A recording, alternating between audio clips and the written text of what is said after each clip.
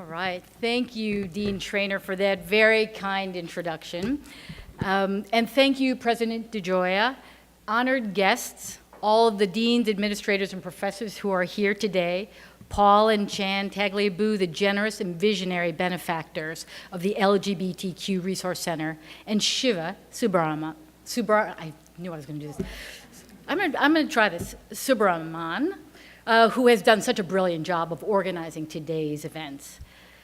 Lavender class of 2018. Let's hear it.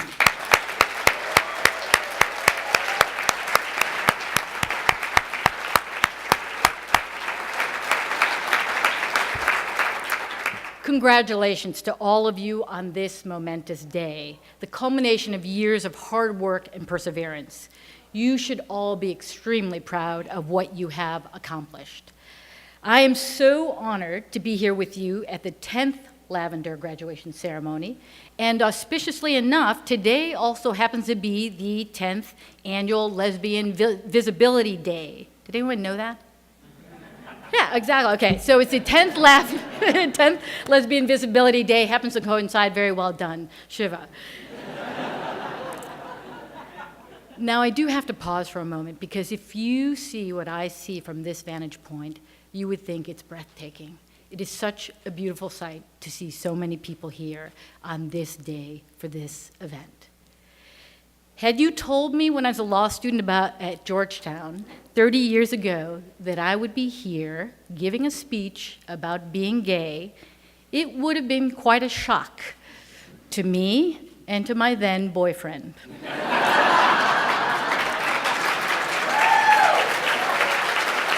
Oh.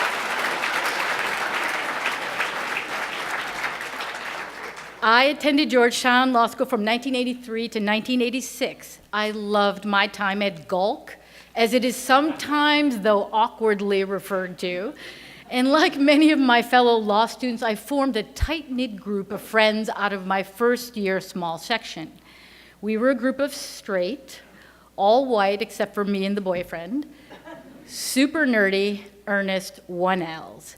Now, to give you an idea of how nerdy we were, let me just say and repeat that at my investiture as a judge, Sheila Simon, one of my best friends from law school, did in fact lead the assembled dignitaries in a banjo song that she had written about a criminal case that she had worked on while we were in law school. And as I was regaling Dean Traynor earlier today, I was sitting next to the great Jack B. Weinstein of Weinstein's Evidence, who's on our court, and he and I were singing along to this banjo song. So that's how much fun we have at EDNY, I just have to say. But it also goes to show you how nerdy, and I guess then and now, my law school friends and I were. Now, as I was preparing for this speech, I did what I always do as a judge.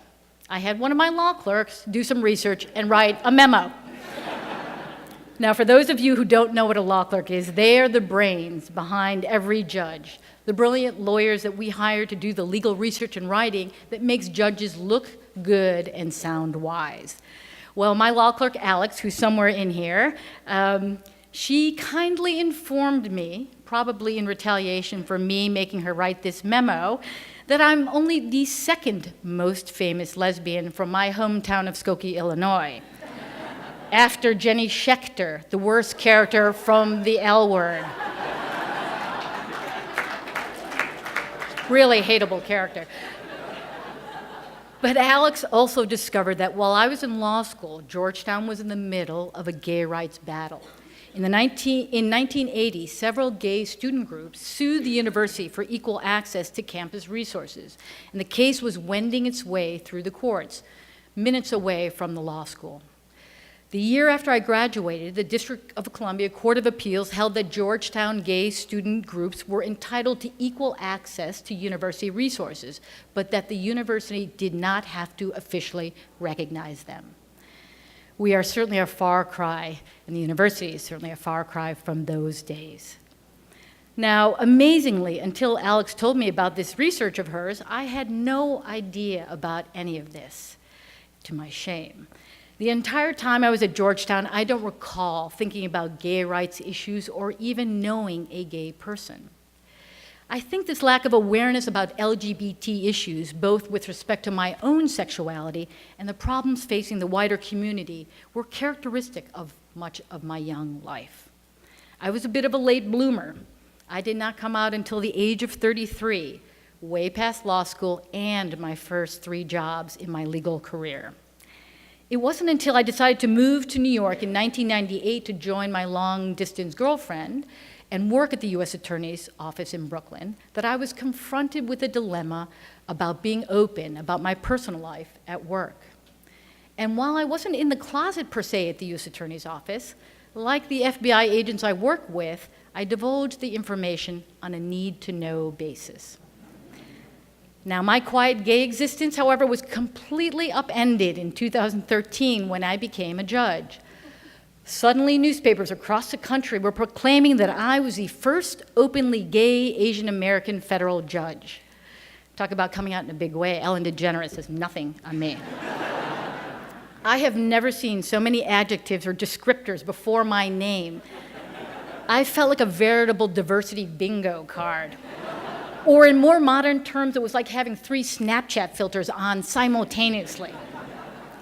Now, the confirmation process that I went through to become a judge was the first time I ever had to think about my separate identities, Asian American, female, gay, in a holistic way. I had to figure out what it all meant. As an Asian American, I've always understood that one's identity is defined both internally and externally. For me, my sense of identity as an Asian American was for a long time defined externally by the world around me and how others perceived me. Although I grew up with immigrant parents from China who tried to instill in me and my brothers Chinese values and traditions, my brothers and I were much more interested in being Americans first and Asians second. I spent much of my time growing up fighting the Asian identity that I felt was being imposed on me from all sides, from the outside world that sometimes saw me only as Asian, and from my parents who wanted me to be more Asian. I remember a particular incident when I was in college that drove this point home for me. I was on spring break in Florida with a group of sorority sisters who were all white. I was approached by a man who asked me where I was from.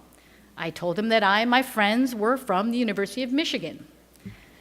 Unsatisfied with this answer, the man persisted and asked, "No, where are you really from?" To which I, both feigning ignorance and concealing my pique, responded, "Oh, I'm from Chicago." Then there was a time when I asked a leather dealer in New York City what the difference was between goat and cow, referring to the leather samples that she was showing me. And she literally responded to my question with, "Ba, ba, ba, moo, moo, moo." It's okay, you can laugh. It was ridiculous. My partner had to intervene to explain that my English was actually pretty good.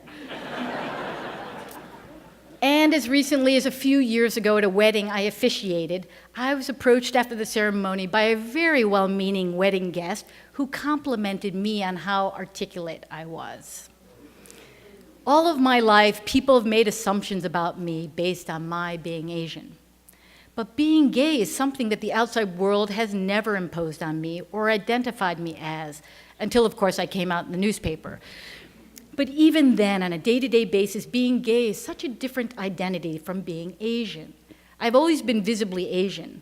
I've never had to announce it or mention it. Well, except maybe to clarify that I'm Chinese and not Korean or Japanese, or when I'm tan, Filipino. But being identified as gay, by contrast, requires an affirmative declaration. There's a reason they call it coming out. You have to self-report. You have to self-identify, whether it's through your style, your actions, such as holding hands with your significant other, or your statements. And some of us show our gay identity less clearly. I, for example, am often presumed to be straight. For me, my identity as a gay person feels less like being in the closet than being behind a curtain. I am more or less visible as the situation demands or as I choose. For me, my gay identity feels compartmentalized into the visible and the invisible, the public and the private. So unlike my Asian American identity, which I spent much of my youth trying to distance myself from, I've spent much of my adult life trying to figure out how to embrace my gay identity. Since becoming a judge 5 years ago, I've had to adjust my sense of identity in my now unavoidably more public life. It's kind of hard to compartmentalize one's public and private identities when Go magazine, a gay women's publication that describes itself as the cultural roadmap for city girls everywhere, lists you as one of its 100 women we love. Now that was truly frightening. As anyone who knows will tell you, you should be wary of me holding a roadmap, no less being one, and for gay women, worse yet. Now, truth be told, I gave Go magazine permission to include me in their list because I thought it was important to make a declaration about my gay identity in this celebratory way. But that didn't make it any more comfortable for me. Since becoming a judge, I've received speaking invitations for every LGBTQ event you can imagine, although this one is by far the best.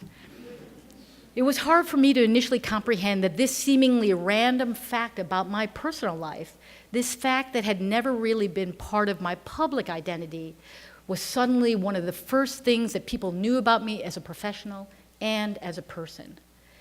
This discomfort with my public identity as a gay judge was in sharp contrast to my feelings about my public identity as an Asian American judge. On the one hand, I have a pretty clear understanding of what my presence on the bench and as a judge has meant to the Asian Pacific American, or APA, community. Over the years, I've spoken to many bar associations for APA lawyers and other APA groups about being Asian American in the legal profession and about legal and social issues affecting the APA community. There are almost 900 federal judges at present, and fewer than 30 of them are Asian Americans. Therefore, I recognize that whether deserved or not, some see me as a standard bearer for the APA community. And my identity as an Asian American is one that I now fully understand and appreciate and am extremely proud of. But in this new role as a supposed gay judicial role model, I am much less certain. I feel much more like an imposter. As I mentioned, I didn't come out until my early 30s. And though my current relationship is basically a lesbian cliche, since my partner of almost 25 years is the only woman I've ever dated, it has been without many of the mile markers that the LGBT are considered the LGBT rites of passage. By dint of circumstance, I never had to come out to my parents. And as I said before, I was never really out in the first part of my professional life. Nor have I ever been a social activist for gay or transgender rights, and my partner and I have not claimed our right to get legally married. And then there was a discomfort I felt about having the outside world know or talk about my sexuality. Again, the feeling that my gay identity was partially concealed by a curtain that I could choose to open or close. I remember very vividly on the day of my investiture that there were newspaper articles with headlines referring to me as the lesbian judge. And one of the older judges asked me, why do they, meaning the press, have to do that? Why do they need to talk about my sexuality? My colleague wasn't actually being homophobic. His comment was prompted out of concern for me. He viewed the references to my sexuality as an invasion of my privacy. And I have to say, at that time, I was inclined to agree with him. Some part of me felt like my sexuality was nobody's business. It seemed to me as if the papers were trying to be sensationalistic or titillating. Why hadn't they described me by something I had done in my career, like former civil rights prosecutor? But over time, I've learned the importance of being visible and the danger of being invisible. And I now look back on these headlines as celebratory, like, she's gay, hooray. Now, let that be your Dr. Seussian mantra from now on. But my initial misgivings about being publicly identified as the gay judge have given way to my recognition of how important it is for me to be out and proud in my current position. I've come to realize that the mere fact that I am where I am today is as important as my interactions and relationships with other LGBTQ people. I've had many gay law students, lawyers, and others, including complete strangers from across the country and even from China, tell or write to me about how much it means to them that President Obama and the Senate granted me the privilege of being in one of our country's most important governmental institutions. To them, my appointment to the bench is a tangible and meaningful demonstration of our government valuing and striving to achieve equality and diversity in all respects, including sexual orientation. And particularly in this moment, it's not just about claiming my own identity, but also about giving hope to people who feel that they can't. I've also gotten over feeling like a fraud in this role as a gay judicial icon, because I've come to realize that none of us in the LGBT community are immune to the discrimination and fears that come from living in our still imperfect society. In fact, just a few weeks ago, my partner and I were driving from New York to DC, and our car broke down. Our car was towed to a garage in a semi-rural area along the route. As I was talking to the mechanic, I was very conscious about how I referred to the car, whether to say my car versus our car. Should I portray my partner and I as traveling buddies a la Thelma and Louise, though my law clerk insisted they're gay too, or the partners that we are? What was I afraid of if I told the mechanic that the car was ours? That he would refuse to serve us, that he would be mean or derogatory, or something worse? And was I being unfair for projecting onto this, as it turns out, very nice mechanic, a homophobic stereotype? Now, as mundane as this situation was, it is a reality that we as LGBTQ people confront every day, and far too frequently in much more traumatic and consequential ways. As a gay Asian American woman, I appreciate the fact that I'm in the judiciary, especially now, because the judiciary plays such a vital role in protecting the rights of everyone to be who they want to be and to live the life they want to live. A few months ago, for example, I presided over a trial involving a gay man who alleged that he had been discriminated against based on his sexual orientation. And while this was a difficult moment for the plaintiff, I think it was meaningful for him and for the justice system that this gay man was sitting in front of a gay judge with a gay law clerk on one side and a gay court reporter on the other. It is my hope that our very presence reassured the plaintiff that he would be seen and heard, and that no unconscious bias would find its way into the trial. Sometimes the act of being and being open is enough. By being open, we fight stereotypes and we confront homophobia and transphobia.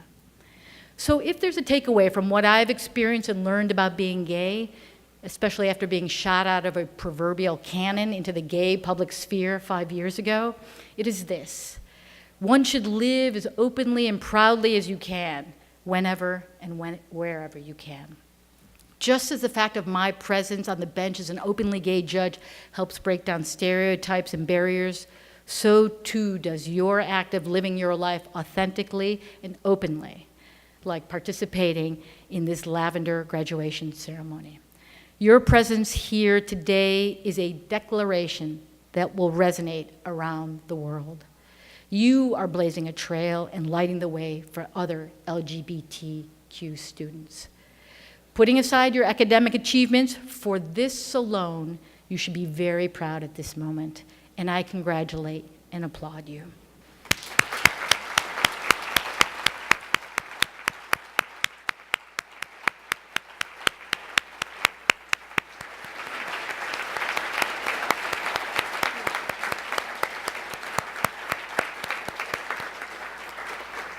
Now, being an openly gay judge comes with certain benefits, such as having the opportunity to stay current on LGBTQ culture through your law clerks.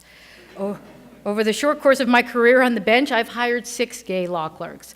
So far, I've learned from one of them that Disney's Mulan is a beautiful story of gender nonconformity and gay pride that I absolutely must see.